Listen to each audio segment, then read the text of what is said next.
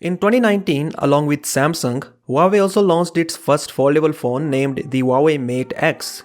Unlike the Galaxy Fold that had an inwards folding screen, the Mate X had an outwards folding screen.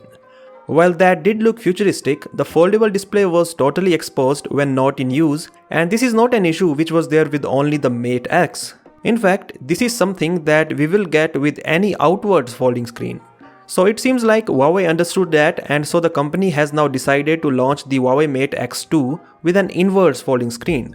This not only means that the foldable display will be hidden when not in use, but also means that there is a secondary display on the outside. While we are yet to know when the Mate X2 is launching, we got to know the major specifications of this phone today via Digital Chat Station, who is a very reliable source on Weibo. As per the source, Huawei Mate X2 comes with an 8.01-inch foldable OLED, so that means the size and the resolution of the foldable panel is the same as in case of the Huawei Mate X.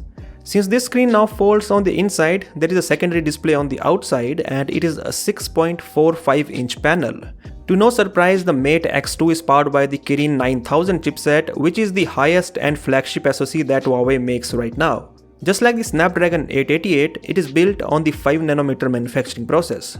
Speaking of the cameras, the Huawei Mate X2 has a 16-megapixel selfie camera and a quad camera setup on the back. This quad camera setup includes a primary 50-megapixel shooter, which is paired with a 16-megapixel, 12-megapixel and an 8-megapixel camera. Now one of these is a periscope style telephoto camera because the phone features 10x optical zoom as well. Finally, Android 10 runs out of the box and there is a 4400 mAh battery with 66W fast charging support. So that's it for this video, and do let me know what do you think of these specifications for the Huawei's next foldable phone. As always, I'll catch you in the next one.